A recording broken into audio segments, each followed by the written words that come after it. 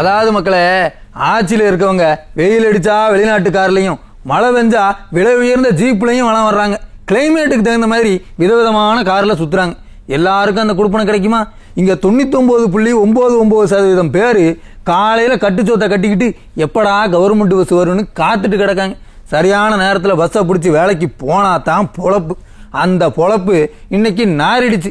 போக்குவரத்து தொழிலாளர்களோட இந்த அரசாங்கம் போட்டிக்கிட்டு இருக்கிறதால இன்னைக்கு பல பேர் பஸ் கிடைக்காம பொழப்ப பார்க்க முடியாம திண்டாடிட்டு கிடந்தாங்க. அரசாங்கம் கல் நெஞ்சா இருந்தாலும் தொழிலாளர்கள் மக்கள் மேல இறக்கப்பட்டு இப்போதைக்கு போராட்டத்தை தள்ளி வச்சிருக்காங்க. சரி மக்களே, குறிஞ்செய்தியை பார்த்துட்டு வாங்க. விரிவான செய்திகள்ல எல்லாத்தையும் விளக்கமா சொல்றேன். அகங்காரம் பிடிச்ச இந்த அரசாங்கம் மக்களோட கஷ்டத்தை பத்தி கவலையே படமாட்டிக்கப்பா. இந்த 2 நாள் பஸ் கிடைக்காம ஜனங்க என்னென்ன பாடுபட்டாங்க. கடைசியில போக்குவரத்து ஊழியர்கள் தான் மக்களோட கஷ்டத்தை புரிஞ்சுக்கிட்டு போராட்டத்தை இப்போதைக்கு தள்ளி வச்சிருக்காங்க.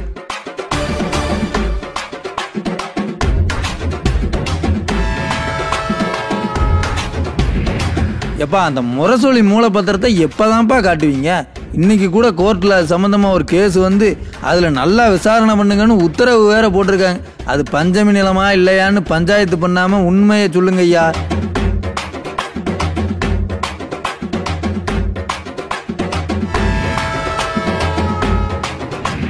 இந்த விளம்பர ஆட்சியில கலெக்டர்களுக்கு மரியாதையே இல்லை.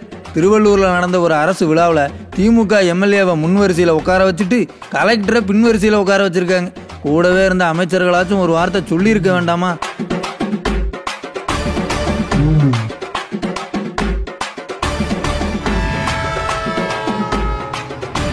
முதல்ல பொங்கலுக்கு காசு கொடுக்க மாட்டேங்காங்களேன்னு கஷ்டமா இருந்தது. இப்போ இவங்க அழுதுகிட்டே கொடுக்குற அந்த காசை வாங்குறதுக்கு கஷ்டப்பட வேண்டியதா இருக்கு. உடன்பிறப்புகள் அட்ராசிட்டி பண்றாங்கப்பா. இப்ப தொண்டி பக்கம் திமுக கும்பல் பண்ண அட்ராசிட்டியால ஜனங்க காசு வாங்க ரொம்ப நேரம் காத்து கிடந்திருக்காங்க.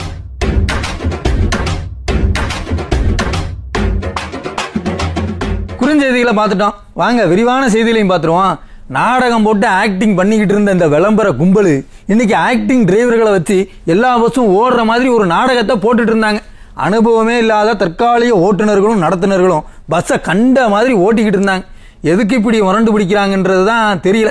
பொங்கல் நேரத்தில் ஐயா எல்லாரையும் நல்லா தெருவில் நிற்க வச்சார்.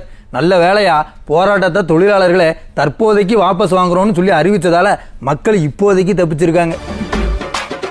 காலையில இருந்து எந்த ஊரை எடுத்துக்கிட்டாலும் 90% பேருந்துகள் இயங்குது, 99% பேருந்துகள் இயங்குதுன்னு திமுக கும்பல் செய்தியை பரப்பிக்கிட்டே இருந்தது. அட நல்ல நாள்லயே 80% பேருந்துகளை தான் இயக்க முடியும். 20% பேருந்துகள் சும்மா தான் நிற்கும். ஏன்னா ஓட்டுறதுக்கு ஆள் இல்லை. இந்த கவர்மெண்ட் சொன்ன மாதிரியே காலி பணியிடங்களை நிரப்பவே இல்லை. நிலைமை இப்படி இருக்கும்போது 90% பேருந்துகளை எப்படி இயக்கியிருப்பாங்க? இவங்களை நம்பி பஸ் ஸ்டாண்டு பக்கம் போனா 10 பஸ் போன இடத்துல இன்னைக்கு 2-3 பஸ் மட்டும்தான் ஓடிச்சு. அது சரி, இவங்களை நம்பி ஓட்டு போட்டு நாசமான பிறகும் திரும்ப இவங்க சொல்றதை நம்பி பஸ் ஸ்டாண்டு பக்கம் போனோம் பாருங்க, அது நம்ம தப்பு தான். பஸ் கிடைக்காம ஜனங்க திண்டாடிட்டு கிடந்தாங்க. பைக்கு, ஆட்டோ, டாக்ஸின்னு கிடைக்கிறத பிடிச்சி ஜனங்க ஓடிக்கிட்டு இருந்தாங்க. அப்புறம் எந்த கணக்கில் இவங்க 99% பேருந்துகள் இயங்குதுன்னு சொன்னாங்கன்றது மட்டும்தான் தெரியல. ஒருவேளை ரோட்டுக்கே வராம டிப்போக்குள்ளேயே பஸ்ஸை ஓட்டிட்டு இருந்தாங்களோ என்னவோ. ஏன்னா தற்காலிக ஓட்டுநர்களை வச்சு தான் பஸ் ஓட்டினாங்க. அவங்களுக்கு அனுபவம் இருக்காது. இந்த விளம்பர கவர்மெண்டோட திராவிட மாடல் பேருந்துகள் இருக்கே, அதை நல்ல அனுபவம் இருக்கிற டிரைவராலேயே ஓட்ட முடியாது. எங்கேருந்து தற்காலிக ஓட்டுநர்கள் ஓட்ட போகிறாங்க? அதனால டிப்போக்குள்ளே வச்சே ட்ரைனிங் கொடுத்துருக்காங்க போல தெரியுது. இந்த கவர்மெண்ட்டுக்கு எவ்வளோ ஆணவம் பார்த்தீங்களா? தொழிலாளர்கள் பக்கம் இருக்கிற நியாயத்தை பற்றியும் யோசிக்கல, பொதுமக்கள் படுற கஷ்டத்தை பற்றியும் யோசிக்கல. சும்மா 90% இயக்கணும், 99% இயக்கணும்னு விளம்பரம் பண்ணி செய்திகளை பரப்பி மக்களை ஏமாத்திக்கிட்டு இருக்காங்க. இது எப்படி தெரியுமா இருந்துச்சு? மழைநீர் வடிகால் பணிகள் 99% முடிஞ்சிருச்சு, 97% முடிஞ்சிருச்சுன்னு ஒரு கணக்கு சொல்லி மக்களை வெள்ளத்தில் தத்தளிக்க விட்டாங்க பாருங்க. அது மாதிரி தான் இருந்தது. போலி கணக்குகளை சொல்லி இன்னும் எத்தனை நாளைக்கு மக்கள் தலையில மிளகா அரைக்க போறாங்கன்னு தெரியல. நாம தலையை காட்டுற வரைக்கும் இவங்க அரைச்சிக்கிட்டே தான் இருப்பாங்க. நாம தான் முழிச்சுக்கணும் மக்கா.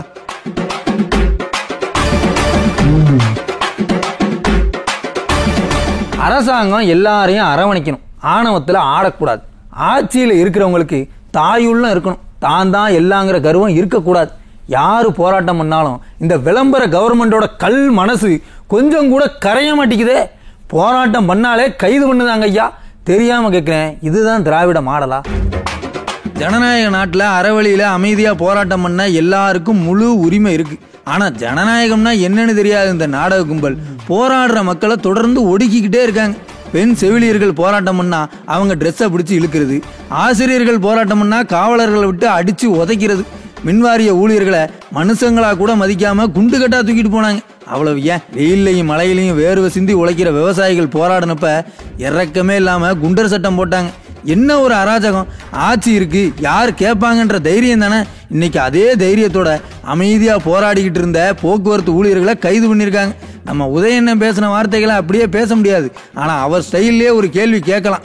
ஏன் சார், போக்குவரத்து ஊழியர்கள் என்ன உங்க வீட்டு காசையா கேட்டாங்க? பாவம், அவங்க காசை தானே கேட்டாங்க, அவங்க கிட்ட பிடிச்சு வச்ச காசை தானே கேட்டாங்க, அதுவும் கொஞ்சம் கொஞ்சமா கொடுங்க, பெரிய மனசு பண்ணுங்கன்னு கெஞ்சி தானே கேட்டாங்க. எப்படி அவங்கள கைது பண்ண மனசு வருது? ஏதாவது ஒரு தொழிற்சங்கம் போராட்டம் பண்ணி இருந்தா அரசியல் பண்றாங்கன்னு சொல்லலாம். திமுக கூட்டணியில் இருக்கிற கம்யூனிஸ்டுகளோட தொழிற்சங்கம் உட்பட 30 தொழிற்சங்கங்கள் போராட்டம் பண்ணாங்க. அரசாங்கம் கொஞ்சமாச்சும் இறக்கப்பட வேண்டாமா? இப்படியா கைது பண்றது? ஏற்கனவே இப்படி ஆடித்தான் 10 வருஷம் ஆட்சி அதிகாரம் இல்லாம இருந்தாங்க. ஸ்டாலின் தான் வராரு, விடியல் தர போறாருன்னு பஜனை பாடி ஆட்டம் ஆடி விளம்பரம் பண்ணி எப்படியோ ஆட்சிக்கு வந்துட்டாங்க. இப்ப மறுபடியும் அதே அராஜகத்தை பண்ணுதாங்க. இப்படியே போனா ஜனங்க ஓட்டை மாத்தி போட்டு மறுபடியும் திமுகவை பஜனை பாட வைக்கத்தான் போறாங்க. அட நான் சொல்லல, ஜனங்க சொல்லுதாங்க.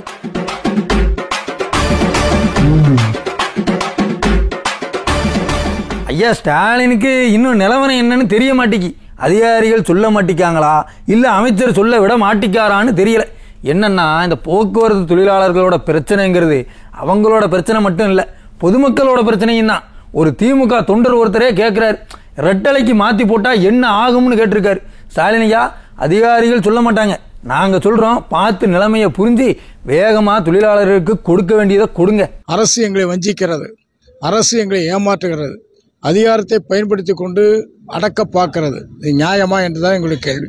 எங்கள் பணத்தை கேட்பதற்கு கூட இத்தகைய போராட்டத்தை நடத்த வேண்டிய அவசியம் இருக்கிறது. அப்படி என்று சொன்னால் இந்த அரசு தேர்தலுக்கு முன்னாடி கொடுத்த வாக்குறுதி என்னாச்சு? நான் வந்தவுடனே செய்வேன் என்று சொன்னார்கள், இப்பொழுது மறுக்கிறார்கள், அடாவடித்தனம் செய்கிறார்கள், அதிகார துஷ்பிரயோகம் செய்கிறார்கள். எனவே முதல்வர் அவர்கள் இதை யோசிக்க வேண்டும். இது உழைப்பாளி மக்களுக்கான அரசு இல்லை என்பதை நாங்கள் நிரூபணம் செய்து கொண்டு வருகிறோம். பக்க திமுக நான் தொழிற்சங்கத்துக்காரர், நான் எல்பி அப்படி சந்தா கட்டின்னு வரேன். இந்த மாதிரி நிலைமை ஏற்பட்டா நான் என்ன பண்ணுறது சொல்கிறேன். நாங்கள் குடும்ப நடத்தல் தான் நிற்கணும். அந்த டிஏ கொடுக்கல. இதை பாருங்க, என் சின்னத்தை பாருங்கள், உதயசன் சின்னத்தை பாருங்க, என்கிட்ட 100 ஓட்டு இருக்குதுங்க. நான் சொன்ன அந்த 100 பேர் ஓட்டு போடுவாங்க. இப்போ நான் ரெட்டாளிக்கு ஓட்டு போட்டேன்னா யார் தோப்பாங்க? நீங்களும் சிந்திச்சு பாருங்கள். மதிப்புக்குரிய முதலமைச்சர் அவர்களை தயவுசெய்து எங்களுக்கு கொடுக்க வேண்டிய பணத்தை கொடுங்க. என்ன ஸ்டாலினியா, கேட்டிங்களா? ஓட்டை மாற்றி போட்டா என்ன ஆகும்னு உங்கள் நெஞ்சுக்கு நெருக்கமான உடன்பிறப்புகளே கேட்க ஆரம்பிச்சிட்டாங்க. நிலைமை எவ்வளோ மோசமாக இருக்குன்னு இப்போவாது பார்த்து தெரிஞ்சுக்கிடுங்க. இந்த காட்டு தர்பார் ஆட்சியில் தொழிலாளிகளும் கஷ்டப்படுறாங்க, மக்களும் கஷ்டப்படுறாங்க. இது ஈகோவை பார்க்குற நேரம் இல்லை சார். தொழிலாளர்கள் போராட்டத்தை தற்காலிகமாக தள்ளி வச்சுட்டாங்கன்னு நினைக்காம கொஞ்சம் இறங்கி வந்து நடவடிக்கை எடுங்க. அட நாங்கள் சொல்லலை, ஜனங்க சொல்லுதாங்க.